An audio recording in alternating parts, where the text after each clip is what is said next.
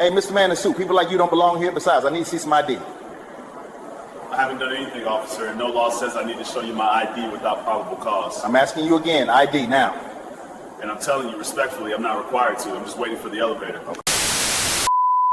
This man made one phone call that destroyed a corrupt officer's entire career.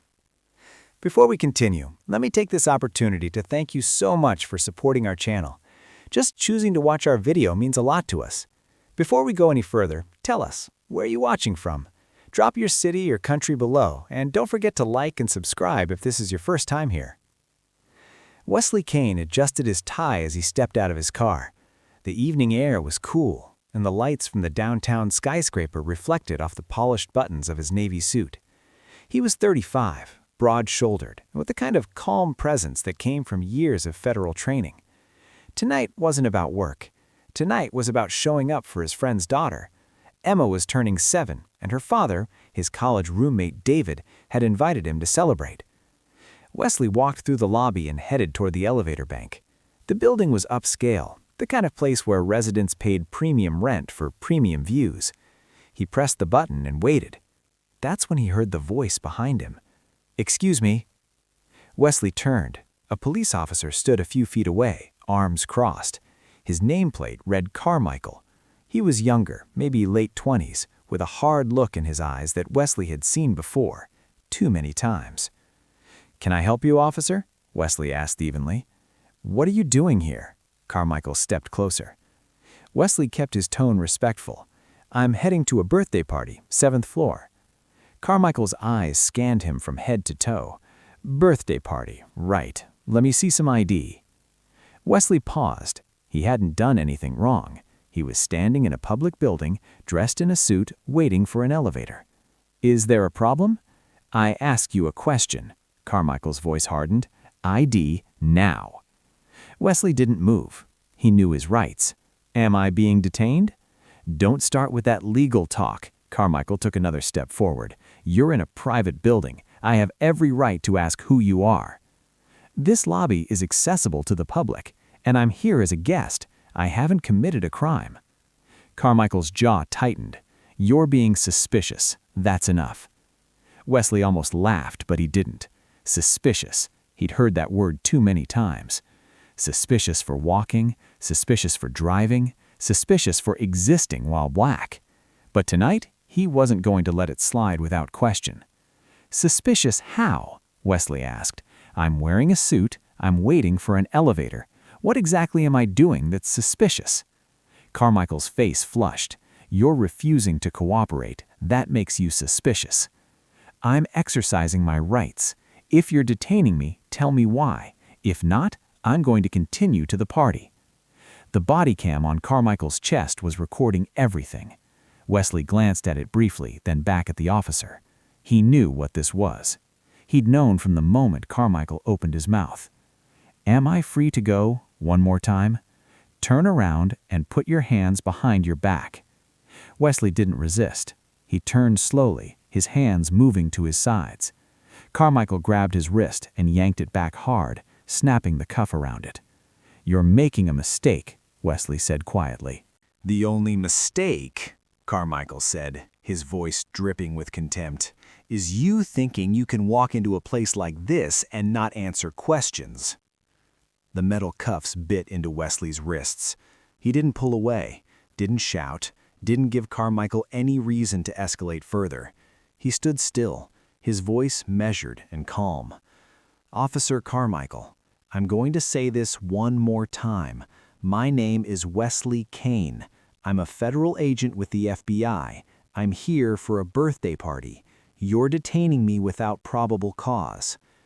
Carmichael tightened the cuffs. "You refused a lawful order."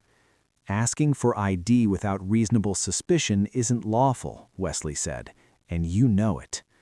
Carmichael's grip on Wesley's arm grew harder. "You're resisting." "I'm not resisting. I'm complying. But I'm also telling you that this is unlawful detention." A few people had stopped in the lobby now, watching. An older woman near the entrance pulled out her phone. A man in a suit whispered to his companion. Carmichael noticed, and his face reddened. "Let's go. Carmichael said, pulling Wesley toward the door. Wesley didn't fight it. He walked steadily, his shoulders straight. "Where are you taking me?" "Station. You can explain yourself there." "There's nothing to explain. I haven't broken any law." Carmichael shoved him through the glass doors and onto the sidewalk. The body cam was still recording, every word, every movement. Wesley kept his voice calm, his words clear.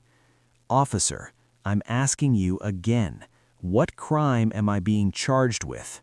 "Trespassing, failure to comply." "Trespassing in a public lobby," Wesley said. "That won't hold." Carmichael stopped and turned to face him. His eyes were cold, his voice low. "You think you're smart, don't you?" Wesley met his gaze. "I think I know the law."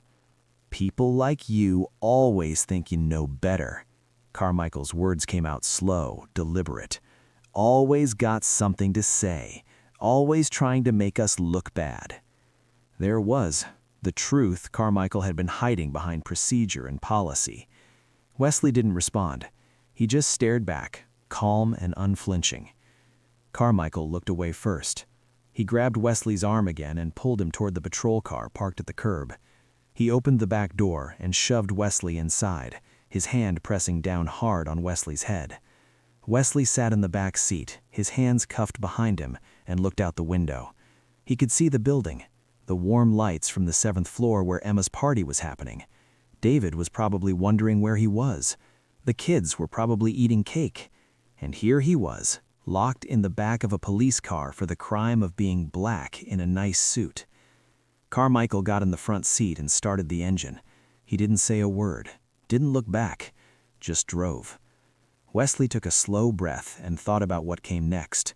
He wouldn't argue, wouldn't beg, wouldn't give Carmichael the satisfaction of seeing him break. He'd been trained for this, not just at Quantico, but his entire life. Every traffic stop, every suspicious glance, every time someone clutched their purse a little tighter when he walked by. He thought about the body cam. It had caught everything. Carmichael's tone, his refusal to state a crime, his anger when Wesley wouldn't submit, the shove, the contempt in his voice. Good. At the station, Carmichael pulled him out of the car and walked him through the back entrance. Other officers glanced over, but said nothing. Wesley was processed like any other suspect, fingerprinted, photographed, his belongings placed in a plastic bin. "I need to make a phone call," Wesley said. Carmichael smirked. "You'll get your call." They put him in a holding cell. The walls were gray, the bench hard. Wesley sat down and leaned his head back against the concrete. He closed his eyes, not of defeat, but to center himself. This wasn't over, not by a long shot. An hour passed, then another. Finally, a different officer came to the cell, older, with graying hair and tired eyes. "You get one call," the officer said, unlocking the door. Wesley stood and walked to the phone on the wall. He dialed a number he'd memorized years ago. It rang twice. "Special Agent Kain, where the hell are you?" "I need you to listen carefully. I've been arrested. No charges that will stick. Officer's name is Carmichael. Badge number 4127. Everything's on his body cam. I need you to contact the field office and get this sorted before morning." There was a pause, then a low whistle. "You're serious?" "Dead serious." "I'm on it." Wesley hung up. He turned to the officer who'd escorted him. "I'd like to be taken back to my cell." The officer nodded, something like respect in his eyes. "Yeah, come on." Wesley walked back into the cell and sat down. He didn't sleep. He just waited, because he knew what was coming, and so did Carmichael, even if he didn't realize it yet. Wesley spent the night on a concrete bench. He didn't complain, didn't ask for a blanket or a phone call. He just sat there, his mind sharp, his patience ironclad. Around 5 in the morning, he heard footsteps, multiple sets, hurried. The cell door opened. A lieutenant stood there, his face tight with barely concealed frustration. Behind him were 2 other officers and a man in a dark suit, Federal. "Mr. Kain," the lieutenant said stiffly, "you're free to go." Wesley stood slowly, brushing off his suit. Am I being charged? No charges are being filed. So I was detained for 12 hours without cause. The lieutenant's jaw worked.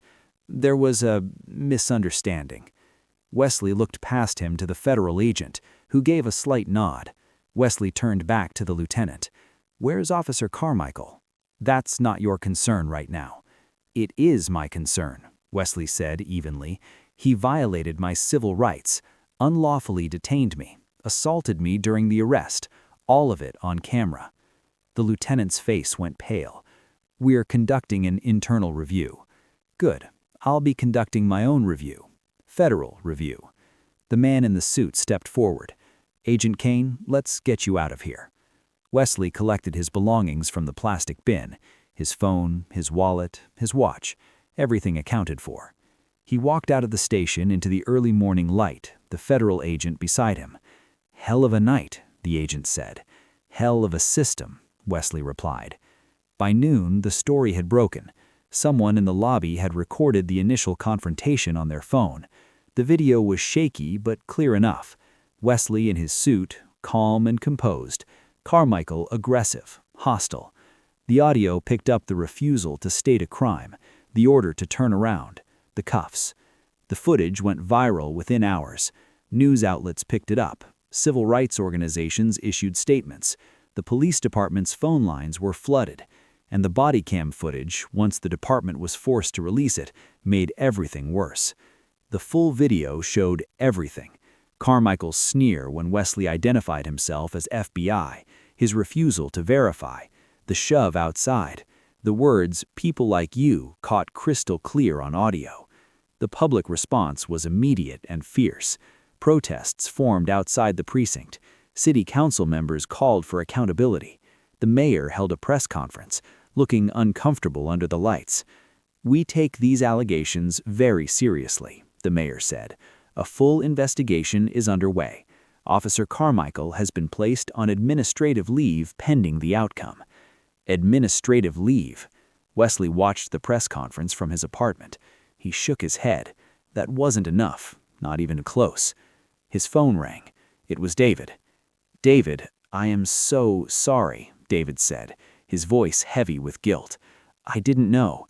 Emma kept asking where you were. I tried calling, and when you didn't answer. It's not your fault, Wesley said. I should have come down. I should have. David, listen to me. You didn't do this. Carmichael did. There was silence on the other end. Then David spoke again, quieter. What can I do? Be a witness if they need you. Tell them I was invited. That's all. Done. Whatever you need. Wesley hung up and stared out the window. The city looked the same as it always did. People going about their lives, unaware, unconcerned. He wondered how many others had been stopped by Carmichael, how many had been too scared to fight back, how many didn't have a badge or federal connections to make a phone call that mattered. Internal affairs moved quickly, likely because they knew the world was watching. They pulled Carmichael's records, reviewed past complaints, interviewed other officers. What they found wasn't surprising to Wesley, but it was damning. Carmichael had 17 complaints filed against him in 4 years, 15 of them from Black or Latino men. Allegations of excessive force, racial profiling, unlawful stops, all of them dismissed or marked as unfounded by the department. But this time was different. This time there was video. This time the victim was a federal agent. This time the world was watching. The district attorney announced that charges would be filed, not just internal discipline, criminal charges, deprivation of rights under color of law, false imprisonment, assault.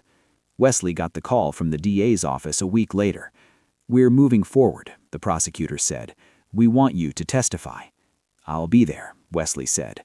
This is going to get ugly. His lawyer will come after you, try to make you look like you were non-compliant. Wesley almost smiled. Let them try. The camera doesn't lie. And it didn't. When the case went to trial 3 months later, the body cam footage played in the courtroom. The jury watched in silence. They watched Carmichael's face, heard his words. watched him refuse to justify the stop, watched him drag a calm, compliant man out of a building in handcuffs. The defense tried. They painted Wesley as argumentative, uncooperative. They suggested he'd been evasive by not immediately showing ID. But the prosecutor dismantled it piece by piece. He wasn't required to show ID. He wasn't committing a crime. He was standing in a public lobby, waiting for an elevator. And Officer Carmichael decided that was suspicious. Why? What made this man suspicious? The answer was something they couldn't say out loud in court. The courtroom was packed. Journalists filled the back rows. Activists sat shoulder to shoulder with concerned citizens. Wesley sat in the front, his posture straight, his expression unreadable. Across the aisle, Carmichael sat beside his lawyer, his face hard and defiant. The trial lasted 8 days. The prosecution built their case methodically, piece by piece. They called witnesses from the building who'd seen the confrontation. They brought in experts on constitutional law who explained why the stop was unlawful. They played the body cam footage 3 times. Each time, the jury watched, and each time their expressions grew harder. On the 5th day, Wesley took the stand. The prosecutor walked him through the evening, step by step. When Officer Carmichael first approached you, what did he say? He asked what I was doing there. And what did you tell him? That I was going to a birthday party on the 7th floor. Did he accept that explanation? No. He demanded to see my ID. And did you show it to him? No. I asked if I was being detained. He didn't answer the question. Instead, he insisted I was being suspicious. What did you do then? I informed him that I was an FBI agent and offered to provide my supervisor's contact information for verification. And how did Officer Carmichael respond? Wesley's voice remained calm. He said, "FBI, sure you are." He didn't believe me, and he didn't attempt to verify my identity. The prosecutor nodded. What happened next? He ordered me to turn around and put my hands behind my back. I complied. He handcuffed me and took me to the station. Did he tell you what you were being charged with? He said trespassing and failure to comply, neither of which applied. Did you resist arrest at any point? No. Did you raise your voice or become aggressive? No. Why not? Wesley looked directly at the jury. Because I knew what would happen if I did. I've been trained to stay calm in high-pressure situations, and I've lived long enough to know that raising my voice or resisting, even slightly, could have turned that encounter deadly. The courtroom was silent. The defense cross-examined him aggressively. Carmichael's lawyer was sharp, experienced. Agent Kain, isn't it true that you refused a lawful order from a police officer? No, it wasn't lawful. I hadn't committed a crime. But Officer Carmichael didn't know that at the time, did he? He didn't attempt to find out. I offered to let him verify my identity. He refused. You were argumentative, weren't you? I was exercising my constitutional rights. You could have just shown him your ID and avoided all of this. Wesley leaned forward slightly. I could have, but I shouldn't have had to. I was doing nothing wrong. The lawyer pressed harder. You made a choice to be difficult. I made a choice to stand on principle. There's a difference. The lawyer moved on, but the damage was done. The jury had seen Wesley's composure, his clarity, his refusal to be rattled. On the 7th day, the prosecution called an expert witness, a former police chief from another city, brought in to review Carmichael's conduct. In your professional opinion, was the initial stop justified? No, there was no reasonable suspicion of criminal activity. What about the arrest? Completely unjustified. Agent Kain was compliant. He provided his name and explained his reason for being there. Officer Carmichael had multiple opportunities to de-escalate or verify the information. He chose not to. Why do you think that is? The defense objected. The judge sustained it, but the question hung in the air. The defense called their own witnesses, fellow officers who testified that Carmichael was a good cop, that he'd made tough calls in tough situations, that he'd been under stress. But the prosecution showed the complaints, 17 of them, a pattern that couldn't be ignored. On the 8th day, closing arguments began. The prosecutor stood before the jury, his voice steady. "Ladies and gentlemen, this case is not complicated. Agent Wesley Kain was standing in a lobby, dressed in a suit, waiting for an elevator. He was guilty of nothing. Yet Carmichael saw him as a threat. Why? What made this decorated federal agent, this man who has spent his career serving his country, suspicious? The evidence shows a pattern of bias, a pattern of abuse. And on that evening, Agent Kain became another victim of that pattern. But this time, it was caught on camera. This time, there's no doubt. I ask you to hold Officer Carmichael accountable for his actions. Find him guilty." The defense lawyer stood next. Officer Carmichael made a judgment call. He was doing his job, protecting a private building. Agent Kain refused to comply. He escalated the situation. Was it handled perfectly? No, but that doesn't make it criminal. Officer Carmichael deserves the benefit of the doubt. The jury deliberated for 6 hours. When they returned, the courtroom fell silent. On the charge of deprivation of rights under color of law, how do you find? Guilty. On the charge of false imprisonment, how do you find? Guilty. On the charge of assault, how do you find? Guilty. Carmichael's face drained of color. His lawyer put a hand on his shoulder. Wesley sat still, his expression unchanged. The judge set a sentencing date for 2 weeks later. When that day came, the courtroom was full again. The judge looked down at Carmichael. "You were given a badge and the public's trust. You abused both. Your actions were not a mistake. They were a choice rooted in prejudice. I sentence you to 5 years in federal prison." Carmichael was led out in handcuffs. Wesley watched him go, feeling no triumph, just a quiet, heavy certainty that justice, for once, had been done. The civil lawsuit came next. Wesley's attorney filed against the city, the police department, and Carmichael personally. The case was straightforward. Unlawful detention, violation of civil rights, emotional distress. The evidence was already public. The body cam footage had been seen by millions. The criminal conviction made the civil case nearly impossible to defend. The city's lawyers tried to negotiate a settlement early.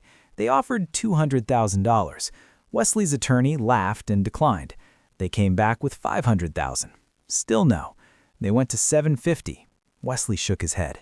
"This isn't about the money," he told his attorney. "It's about accountability. They need to feel this." The attorney smiled. "Then let's make them feel it." They went to trial. The jury heard the same story again, saw the same footage, listened to the same witnesses. But this time, they also heard about the impact. The night Wesley spent in a cell, the humiliation, the fear that despite his training and his badge, he could have been just another name on a list of black men killed during routine encounters with police. The jury awarded him $2 million. The courtroom erupted. The city appealed, but the judgment held. $2 million, and an agreement that the police department would implement mandatory bias training, early warning systems for officers with multiple complaints, and civilian oversight of internal investigations. It wasn't perfect, but it was progress. Wesley stood on the courthouse steps after the verdict, microphones thrust in his face, reporters shouting questions. He raised a hand and they quieted. "This was never just about me," he said. "This was about every person who's been stopped for no reason, every person who's been made to feel like a criminal for existing, every person who didn't have a badge or a camera to protect them. Officer Carmichael is in prison now. The city has paid, but the fight isn't over. We need systemic change. We need accountability at every level, and we need to remember that justice delayed is justice denied. Thank you."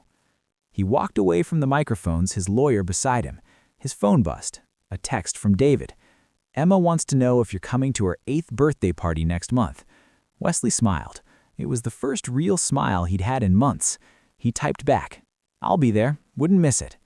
3 weeks later, Wesley stood in the same building lobby, same elevator bank, same evening light filtering through the glass. But this time, no one stopped him. No one questioned him. He pressed the button and waited.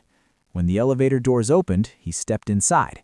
He rode up to the 7th floor, walked down the hall, and knocked on apartment 704. David opened the door, Emma beside him, grinning wide. "Uncle Wes," she shouted, throwing her arms around his waist. Wesley knelt down and hugged her back. "Happy birthday, kiddo." Inside, the party was already underway. Kids running around, parents chatting, cake on the table. Wesley walked in, and for a moment, everything felt normal, like the world wasn't broken, like justice actually mattered. But he knew better. He knew this was just one case, one victory. There were thousands of others who never got their day in court, never got their $2 million, never got to see the officer who wronged them held accountable. He thought about them as he sat on David's couch watching Emma open presents. He thought about the 17 complaints that had been ignored, the 15 men who'd tried to speak up and been dismissed. He wondered where they were now, if they'd heard about the verdict, if it gave them any sense of peace. Later, as the party wound down and parents started to leave, David pulled Wesley aside.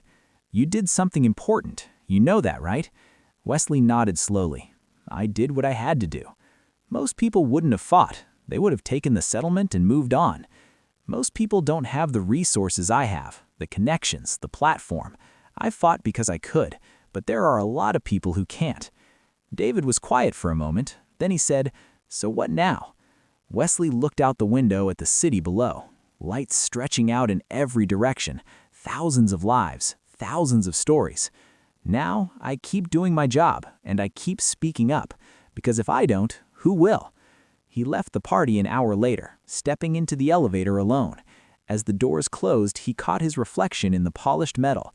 Still the same man, still the same face, but something had shifted. He'd walked into this building months ago as a guest. He'd been dragged out as a suspect, and now he stood here as a symbol, a reminder that the system could be challenged, that justice, though slow and imperfect, was still possible. The doors opened on the ground floor.